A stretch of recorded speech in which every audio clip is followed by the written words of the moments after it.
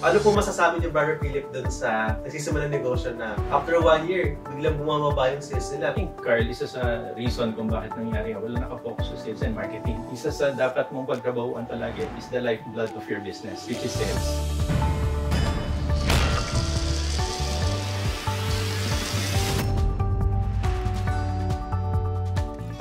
Welcome po natin ang Area Director ng Academy for Creative Enterprise. Walang iba kundi si Brother Philip Tan. Kamusta po kayo, Brother Philip? Ayos naman. Salamat sa pag-invite mo sa amin dito sa iyong podcast. Ayun po. Last time, nagkwento kami ni Sister Rachel Sasi about sa starting business. Ngayon po, bigyan nyo kami ng information about sa Grow Now naman ang part ng Academy. So, thank you, Carl. So, napag-usapan niya ni Sister Rachel yung Start Now. Ang focus nun is mag-eksperimento yung gusto magnegosyo. Kung ano yung tamang negosyo para sa kanya.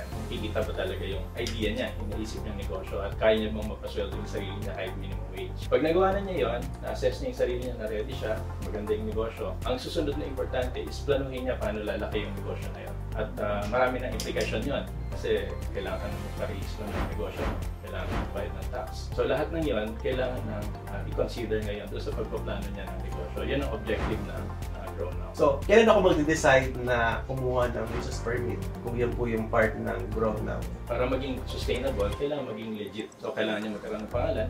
Dahil pag may registered na tayo, pwede na tayo makipag-deal kahit na kaninong negosyo. No? Whether consumer ba yan or kumpanya ba yan. Kung sigurado na tayo sa negosyo natin nakikita, maganda magpa-register tayo ng negosyo natin. Okay. So, ano po yung advantage at disadvantage kung hindi mo naman siya i-re-registro? Kasi may mga businessman tayo or micro-enterprise na kumikita na po siya pero hindi niya nire-register. Ano yung disadvantage po niya? So kung gano'n, pwede kang masilip na hindi ka rehistrado ng negosyo. Sayang kasi kumikita na yung negosyo mo tapos biglang titigil ka kasi may magsusumbong sa'yo. May BIR. Pwedeng gano'n. Kasi may mga micro-enterprise minsan may tax exemption sila na pwede makuha kung yung tinatawag na BSME law. Barangay Micro-Enterprise Act ang tawag doon. Kung kilala ng barangay na legitimate ka na negosyante, pwede ka na mag-open ng bank account para sa negosyo mo. Tinuturo natin yan sa Academy, yung separation ng entity. Kung hindi ka rehistrado, hirapan ka mag-open ng bank account. Parang yan na rin po yung advantage eh. Kapag may negosyo ka, pag-apply ka sa bank, ma-approve ka ng bank. Okay, as part ng Grow Now, Brother Philip, di ba tinuro po sa atin, kailangan makapag-build po kayo. Is it necessary po na kahit isa lang po yung makuha niyo po muna as admin niyo po muna sa organization niyo?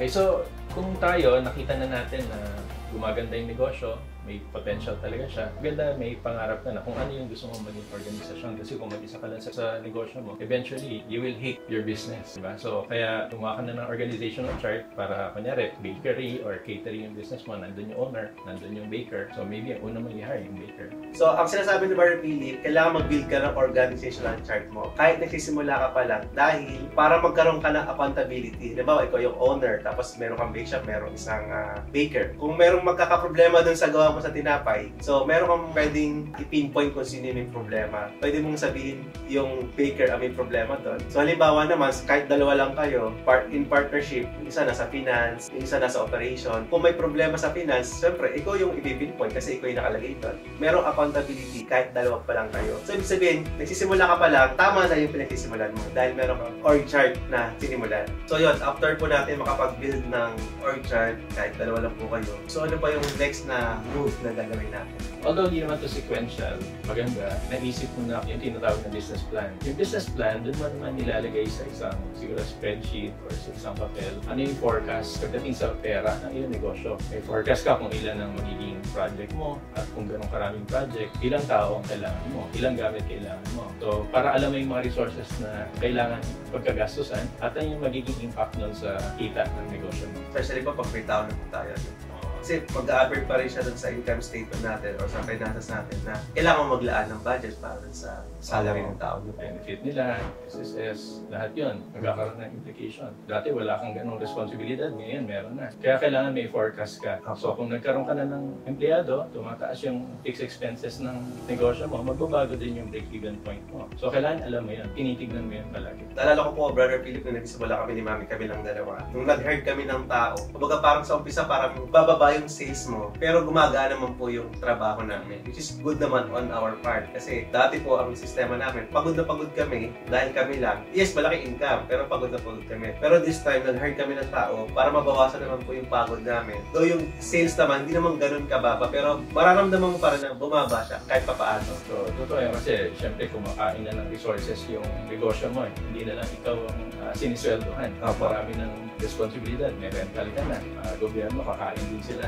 Kaya isa nga sa tinuturo namin, for example, kung may negosyo ka, hindi ka dapat bumababa yung tinatawag na gross margin. Pag tinignan mo yung business plan mo, hindi ka dapat bumababa ng 30% sa gross margin mo. Kasi pag bumaba ka doon, lalo na kung nagbabayad ka ng tax, immediately, mga 8-10% na ganyan sa gobyerno na yan. Tapos, yung mga 10% na kakainin ng rental, kakainin ng mga empleyado mo. So, baka 10% lang matitira sa iyo. Okay, so explain nyo nga po, Brother Philip Tad, sa ating mga panonood, ano po yung gross margin? Yung gross margin, halimbawa sabihin mo, magbenta ka ng pie, sumiyad ka ng 100. May pinanggalingan yung pie. Harina, yung raw materials, raw material, yung taong gumawa nun. So lahat yan, tawag doon mga direct expenses. Ibig sabihin, lumalabas yung expense na yon pagka may ginawa ka. Pag wala kang ginawa, wala yung expense na yon. So variable expenses ang tawag doon. Pag dinidak mo doon sa 100 pesos, kunyari, ang cost of production is, let's say, 50 pesos. Or, kung sinabi yung gross margin, usually percentage yan. So 50% yung margin mo. So yun yung gross margin. Pag 50 pesos yung expense, tapos parang tubo na rin po dating yun, no? Tubo yun. Pero hindi pa yan para sa'yo. Para pa yun sa product muna. Hindi yung pakita yan eh. Okay. Kasi magbabayad ka pa ng rental kung nagre-renta ka, di ba? Magbabayad ka pa ng sarili mo kung ikaw yung administrator, yung manager ng iyong negosyo. At may mga fixed expenses kung magbabayad ka sa gobyerno ng lisensya, kakainin pa niya yung 50%, bababa pa yun. So, doon sa baba, pagkatapos mo makaltas lahat ng obligasyon mo sa gobyerno, sa rental, or kung ano man, doon pa lang, yan ang tinatawag natin na net profit. So, yun ang kita mo. Kita ng negosyo mo, hindi kita mo, kita ng negosyo mo. So, lagi tatandaan, ang negosyo pag kumita, kita ng negosyo.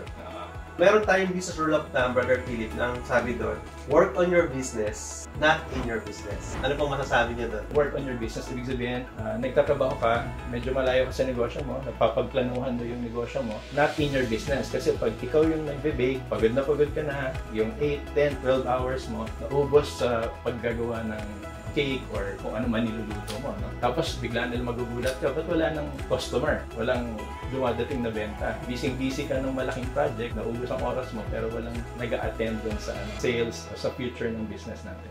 Ano po masasabi niyo, Brother Philip, dun sa nagsisimulan negosyo na after 1 year, biglang bumababa yung sales nila. Pero kompleto yung team niya. Meron siyang administrator, nandun yung owner, nandun yung technician niya. Ano yung masasabi niyo po doon? I think, Carl, isa sa reason kung bakit nangyari, wala nakafocus sa sales and marketing. Kasi malamang, karoon siya ng team, kunyari, nakakuha siya ng magandang project. Tapos tuloy-tuloy, pero isang kliyente lang, dalawang kliyente lang. Tapos biglang tumigil, biglang pumili ng ibang provider o nawala yung customer niya na yan. Biglang titigil ang lahat. Isa sa dapat mong pagtrabahuan talaga is the lifeblood of your business, which is sales. No? So, kailangan continuous ang marketing para maka-generate ka ng sales. Marketing kasi is more on promoting, creating, bringing attention to your business, making your business and brand known. Yung sales is the actual transaction. Kung walang marketing, mahirap ang benta. In business rule of thumb, ang tawag ng academy dyan, make a sales every day. Yung lifeblood ng business, ang tawag natin dyan, sales and marketing. Baga, hindi araw-araw Pasko eh.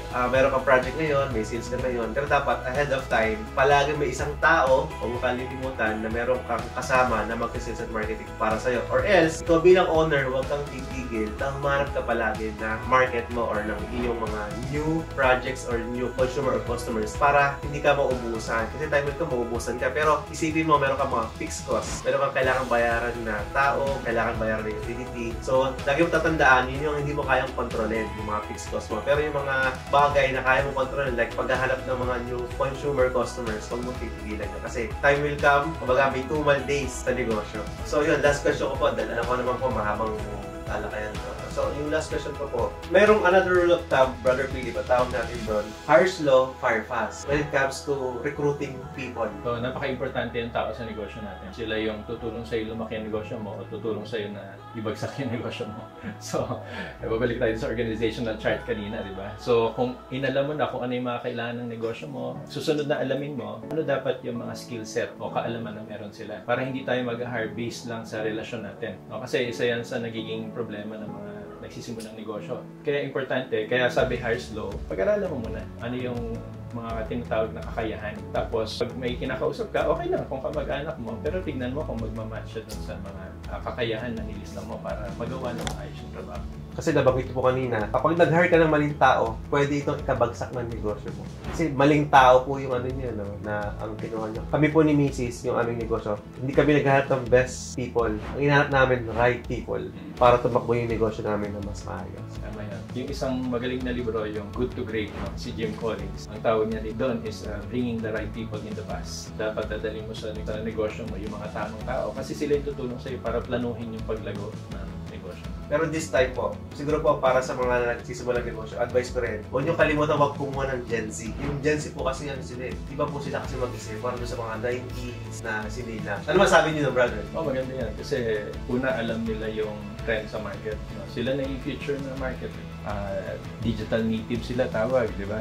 So, ibig sabihin, natural sa kanila yung digital marketing at paggamit ng mga devices na yan ang ginagamit ng market natin ngayon. So, kaya bibilis din yung paglago natin. Yun lang, kailangan din natin matuto paano sila engage sa trabaho kasi iba din yung work ethic nila, iba yung preferred working style nila. Gusto na mag-home base, gusto nila kung saan-saan sila nagtatrabaho, gusto nila ng experiences, no? So, iba na yung style of work ngayon. So, yun, maraming salamat po, Brother Philip Tan, sa pagpunta po ninyo sa aming Mastercard Talks. Naway, hindi ito yung huli na maimbitahan namin kayo sa aming studio.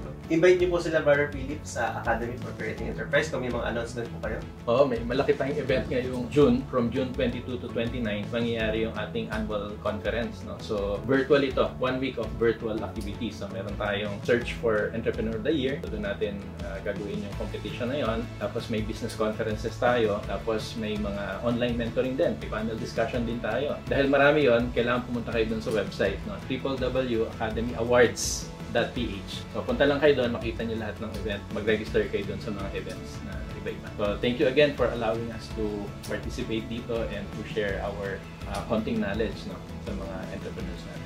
So yun, salamat din po sa inyo, Brother Philip Tan. So sa lahat po ng gusto mag-feature ang inyong mga businesses o nagsisimulang negosyo or meron pa mga skills and talents na gusto nyo mag-feature sa amin sa Mastercard Talks, mag-direct message po kayo sa aming page, Mastercard Talks. Kung hindi po kayo nakapag-follow, please follow us. Share nyo rin po ang page na to para sa ibang manonood natin para mas marami sila matutunan ng mga values katulad po nito. Especially sa mga nagsisimulang magnegosyo. Muli po ito po si Mastercard, ang author ng Mastercard Talks.